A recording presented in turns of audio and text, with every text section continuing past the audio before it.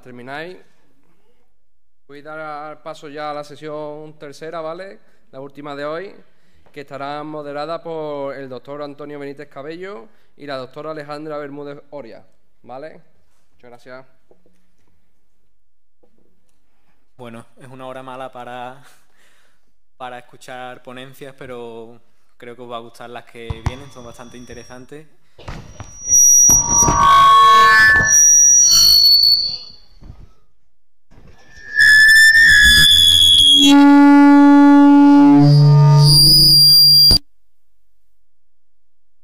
Vente para acá.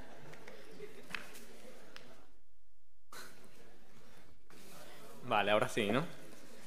La primera ponencia de esta tarde la va a realizar Martín Moreno Pérez, que desarrolla su tesis doctoral en el Departamento de Ingeniería Química de la Facultad de Química de la Universidad de Sevilla, y su ponencia se titula Bacterias marcianas, mineras en la Tierra.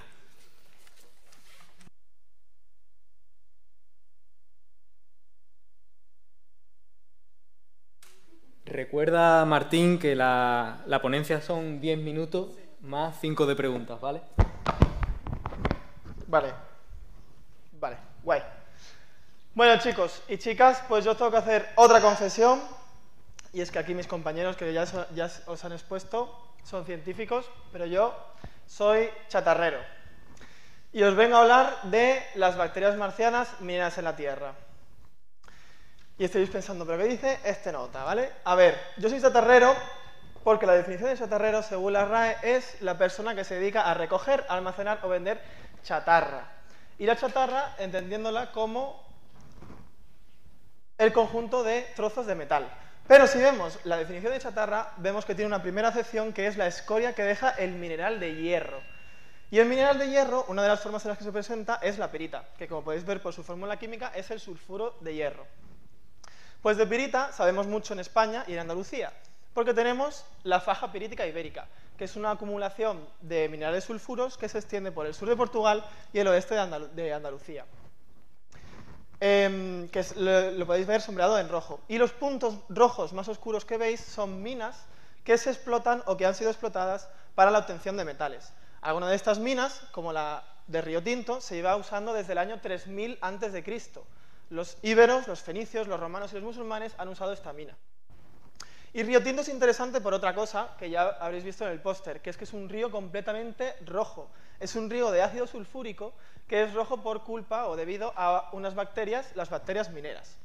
Por si esto fuese poco, las agencias espaciales de los Estados Unidos, de Europa y el Centro Nacional de Astrobiología aseguran que el ecosistema que hay en Río Tinto se asemeja mucho al paisaje marciano.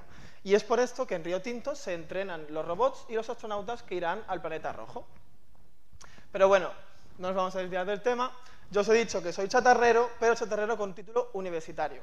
Yo estudié bioquímica, me especialicé en microbiología, en biotecnología medioambiental y ahora estoy realizando mi tesis en el Departamento de Ingeniería Química. Pero lo que soy de verdad, que ya no es ni chatarrero ni biotecnólogo, es que soy minero, porque me dedico a la extracción de metales. Y os he traído la bata de cualquier científico, como mis compañeros, ¿vale? Una bata de un microbiólogo o de un biólogo molecular, y os he traído mi bata, que es la bata de minero. ¿Vale? No sé si veis que está muy sucia porque yo trabajo con minerales. Y bueno, como os he dicho, soy minero, así que os voy a hablar un poquito de minería. Esta matriz pirítica de la que os he hablado, que es el sulfuro de hierro, atrapa minerales que son, metales que son útiles para el ser humano, como pueden ser el cobre, el plomo, el zinc o el oro.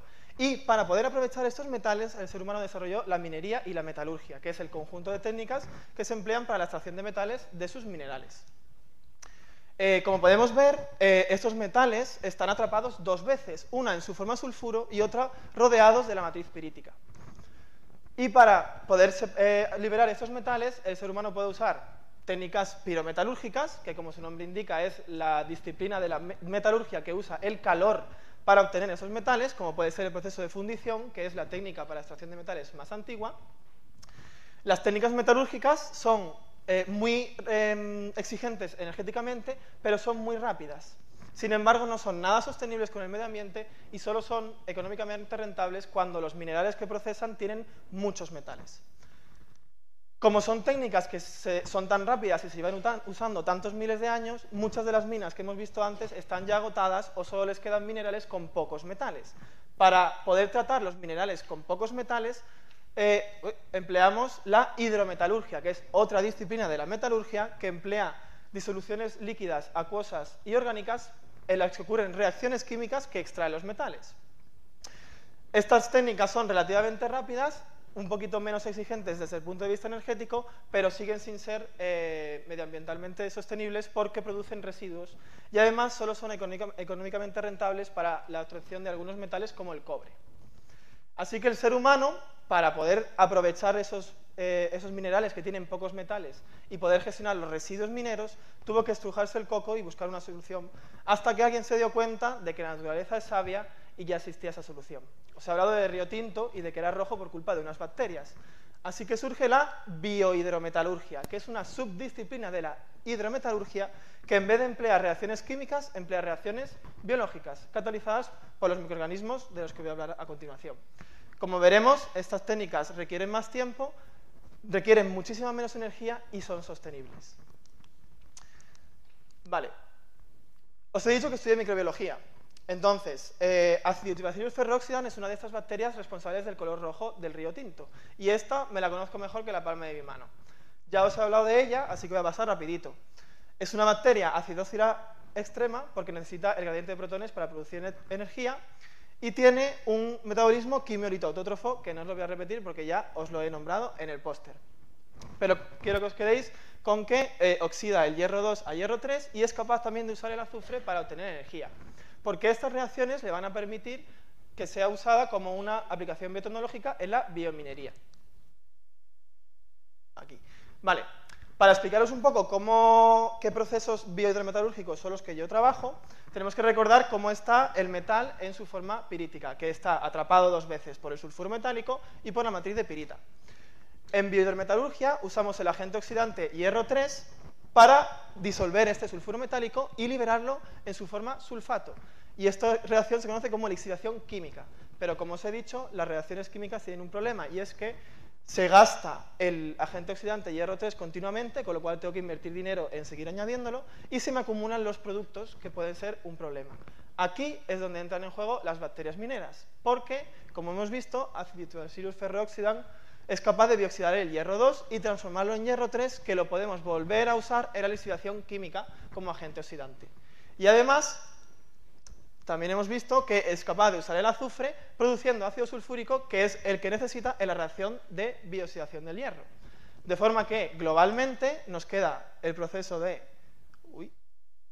biolixiviación, en el que tenemos una oxidación del sulfuro metálico catalizada a través del par hierro 2, hierro 3 y de los microorganismos.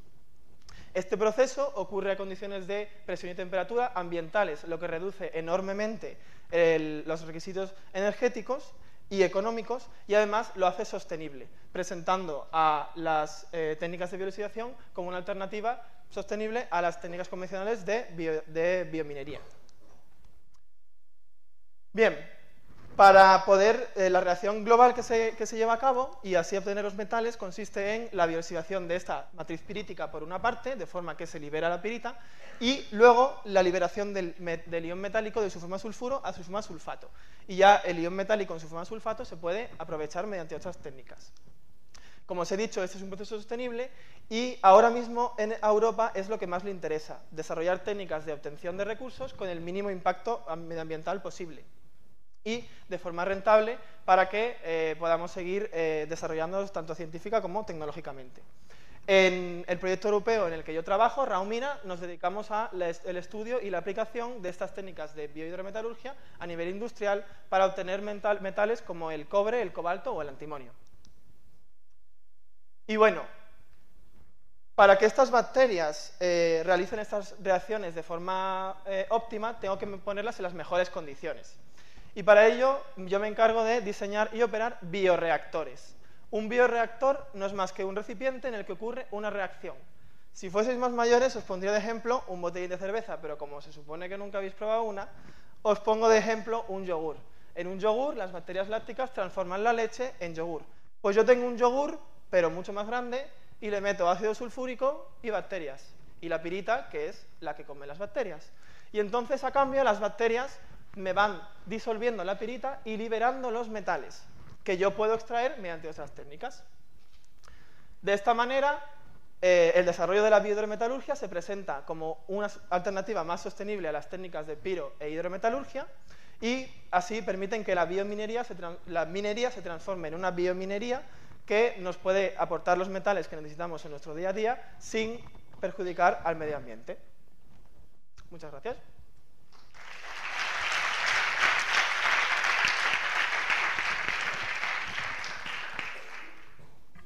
Bueno, ahora tenéis 5 minutos para hacerle preguntas, si tenéis alguna. ¿Alguna curiosidad?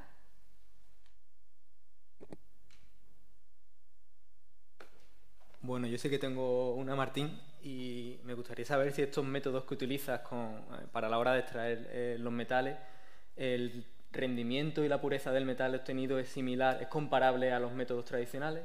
Sí, porque el rendimiento y la pureza de los metales obtenidos dependen de las técnicas posteriores. O sea, en la matriz pirítica,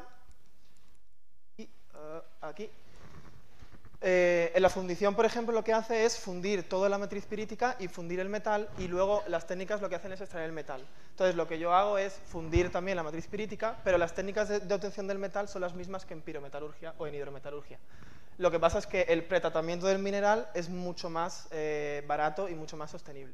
Pero, por ejemplo, el cobre que se obtiene mediante electrolisis, que es tú metes una plancha y le aplicas una corriente eléctrica y el cobre se te pega, esa técnica es la misma para biohidrometalurgia y para pirometalurgia.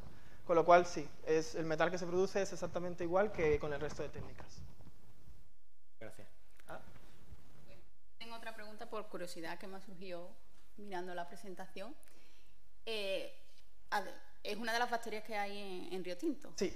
¿Cómo es el proceso ese? ¿Ustedes vais a Río Tinto, cogéis el agua? Pues sí. Bueno, yo no. Porque en el grupo de investigación en el que yo estoy haciendo la tesis, fueron a Río Tinto hace, pues, no sé si está por aquí Guillermo, hace 30 años, cogieron una botella de Río Tinto, la llevaron al laboratorio y la subcultivamos. Vale. Pero no hemos vuelto a ir a reponer las bacterias. Entonces nosotros, claro, hemos enriquecido nuestro cultivo con sobre todo en dos tipos de bacterias que son Aciditiobacillus ferroxidam y Leptospirillus ferroxidam, aunque realmente no sabemos lo que tenemos ahí. Puede haber que es un muchas batch, más hay un bacterias. pool de... Claro, porque nosotros nos centramos en el diseño de reactores y no tanto en el diseño del cultivo. Vale. Nos preocupamos más de que las bacterias tengan las condiciones perfectas, pero nos da un poco igual qué bacterias haya. Sabemos un poco las que hay y cómo cambia su población con respecto a las condiciones, pero no queremos centrarnos tanto en lo microbiológico, sino tanto en lo ingenieril. ¿Y directamente trabajáis con alguna minería tipo Cobre Las Cruces? Claro, trabajamos con Cobre Las Cruces, con Matsa, con Tarsis, con minas de Chile también, y en el proyecto europeo también hay alguna mina de Suecia, o sea, sí, minas. Internacional, ¿no? Minas, sí. Estupendo. Me ha gustado mucho. Tengo otra pregunta. Has dicho que no os centráis tanto en lo microbiológico, pero sí que has dicho previamente que la que trabaja es Aciditiobacillus ferroxidam, ¿verdad? Sí, es la mayoritaria. La mayoritaria según qué condiciones, y es la más estudiada, no por nosotros, sino en general en la bibliografía, la más nombrada es la Aciditiobacillus ferroxidam. Entiendo de todas formas que no lo habéis secuenciado, habéis visto un poco el mecanismo, ¿no?, de funcionamiento de... A ver, eso se sabe, pero no lo hemos hecho nosotros. Nosotros sabemos que tenemos Aciditiobacillus porque hemos hecho técnicas de identificación con el RNA 16S, pero no hemos secuenciado nuestro Aciditiobacillus ferroxidam. Ahora estamos empezando a meternos un poco porque mi grupo de investigación son todos ingenieros químicos o químicos, y ahora hemos llegado 2 microbiólogos, 2 bioquímicos, que nos preocupamos un poquito más de las bacterias. Pero, claro, tenemos que hacerlo todo de puertas para afuera porque en el laboratorio en el que estoy, si ya has visto mi bata, te puedes imaginar cómo está. Entonces no podemos hacer nada. Por ejemplo, nosotros no trabajamos en esterilidad porque trabajamos a pH 1, con lo cual crecen nuestras bacterias, el hongo heterótrofo asociado a estas bacterias y ya está, no crece nada más. Gracias. Muchas gracias.